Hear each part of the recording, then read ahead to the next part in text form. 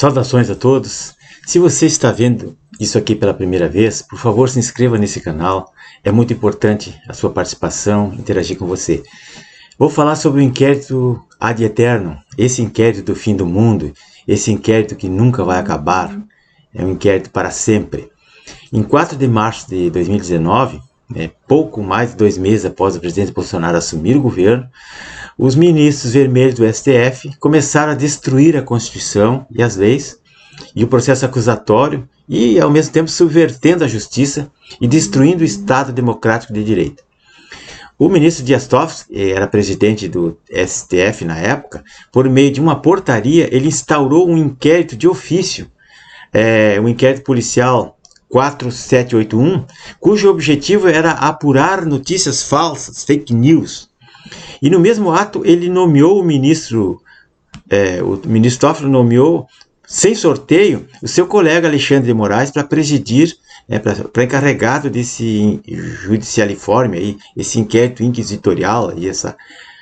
Bom, então por sua vez, o Moraes escolheu a dedo os seus delegados, os seus agentes que iriam, as pessoas alinhadas com ele, que iriam proceder às investigações, perseguir as pessoas, prender e fazer as buscas e apreensões.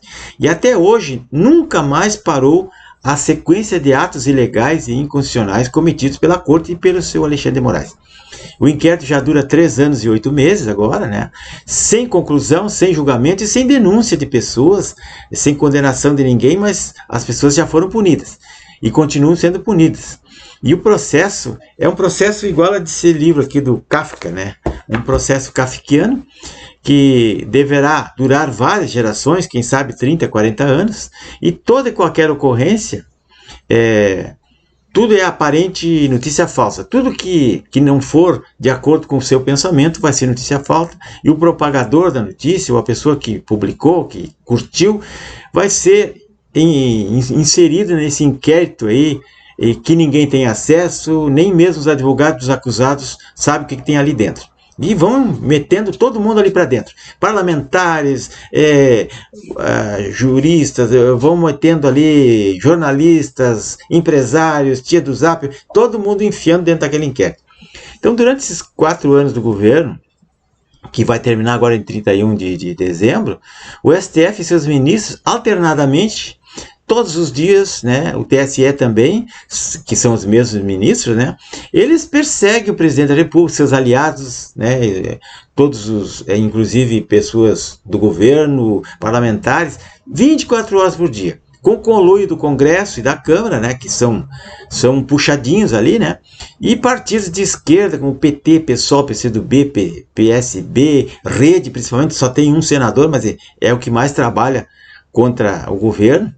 E qualquer deputado ou senador, basta ligar lá para o presidente do inquérito, a fim de trancar qualquer decreto, qualquer projeto, qualquer decisão do governo, seja administrativa ou não, fora as milhares de interferências durante todo o tempo nas funções do Poder Executivo, né?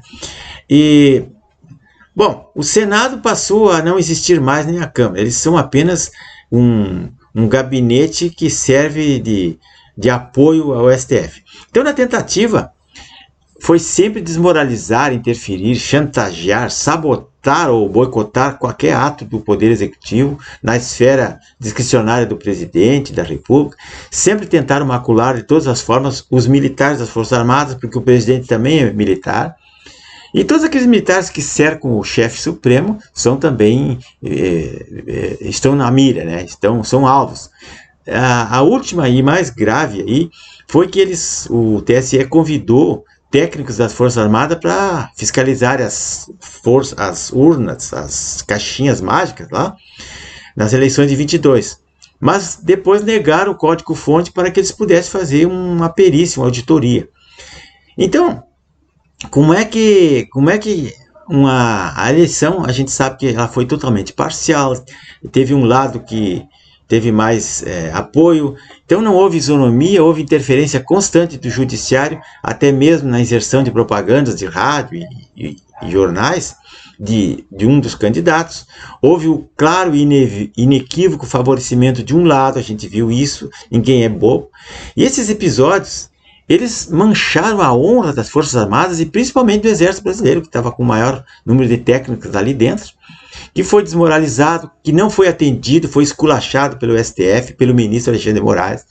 Houve inconsistência, sim, a gente sabe, né? Dúvidas, absurdos, fatos inexplicáveis, ocultação de dado, desconsideração, campanhas difamatórias, mentiras, proibições de propagandas. Agora, quando a população mais esclarecida foi às ruas vendo o que está acontecendo e pedindo satisfação, pedindo a SOS para as Forças Armadas, aí eles querem punir as pessoas que reclamam, porque eles sabem que isso aí o mundo inteiro já está sabendo.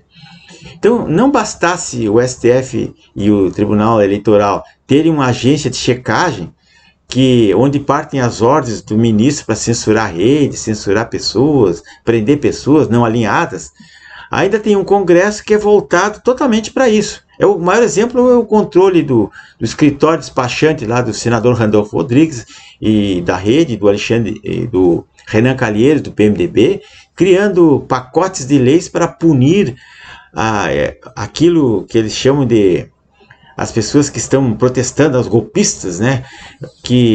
As pessoas que estão reclamando a falta de isonomia, a falta de transparência nos pleitos aí.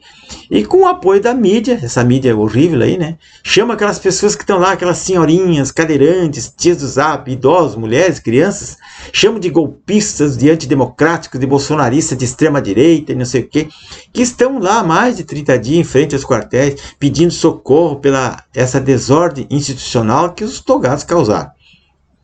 E agora a carta ao comandante do Exército, feita por alguns oficiais da ativa e da reserva, foi até agora a manifestação mais importante do Brasil desde a época da ditadura Vargas, em 1954, quando mataram aquele major da aeronáutica, aquele escândalo da ditadura Vargas lá. Então, diante de tamanho descalabro, os oficiais, usando o inciso 4º do artigo 5º, que diz que é livre a manifestação de pensamento, eles fizeram uma carta dos oficiais superiores do Exército, demonstrando a insatisfação da caserna a isso que está acontecendo. E deixaram claro, através dessa frase do Marechal Luiz Osório, abre aspas, a farda não abafa o cidadão no peito do soldado. Eu tenho uma carta aqui, não vou ler toda porque é muito longa, mas esses oficiais, eles são heróis, porque eles sabem das consequências futuras que vai advir a eles. As perseguições, punições, transferências, preterição de promoção. Tem gente ali que nunca mais vai ser promovido por causa disso, porque eles ficam marcados e a esquerda domina tudo.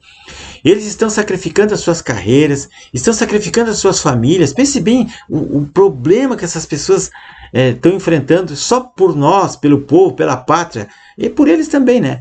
Então agora não tem retorno, é como se eles tivessem tirado o pino da granada e eles vão ter que jogar.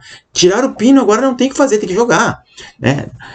Aquela história, né? Meteu a cabeça, o corpo vai ter que ir, porque senão eles vão dizer assim, perdeu o mané, e o prejudicado é a pessoa que tomou essa iniciativa.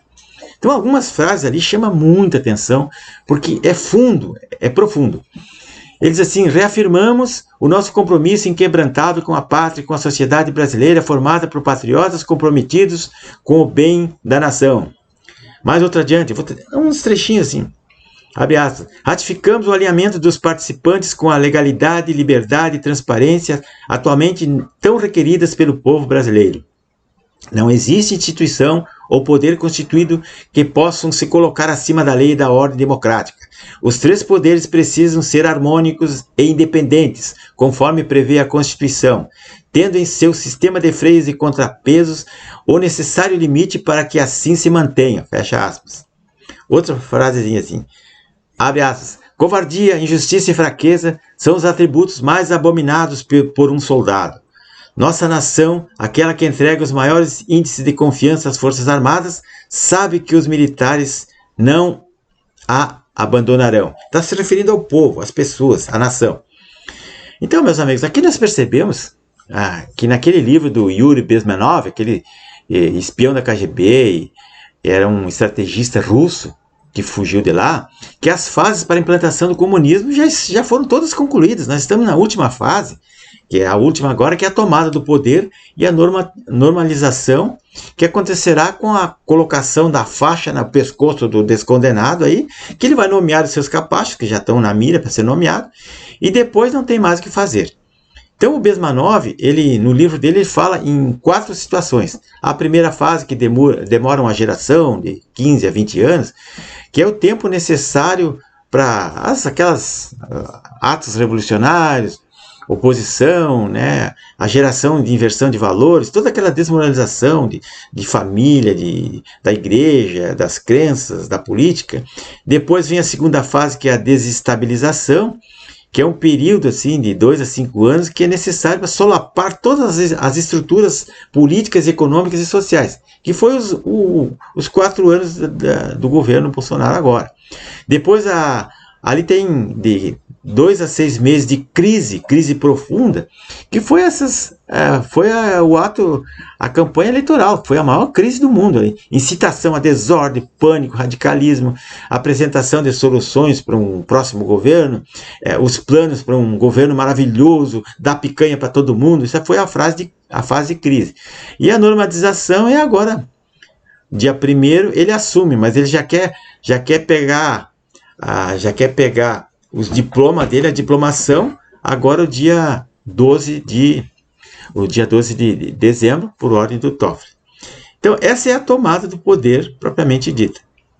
Então, meus amigos, o assunto é longo. Vou deixar aqui 3 livros importantíssimos, como esse aqui, O Inquérito do Fim do Mundo. Você já deve ter ouvido falar. Esse livro aqui, O Soldado Absoluto, que fala do Marechal Henrique Teixeira Lott, que foi um grande militar naquela crise de 54, a era do Getúlio, depois a era do Juscelino. Depois vou deixar também um videozinho para vocês aqui. Peço a todos que se inscrevam nesse canal, César Ramos da Extravox, curta ou se inscreva aqui, compartilhe se puderem, leiam os livros aqui. É muito importante, pessoal. Isso aí é o nosso futuro que está em jogo e nós temos que fazer alguma coisa, né? Nós estamos com a granada sem pino na mão, né?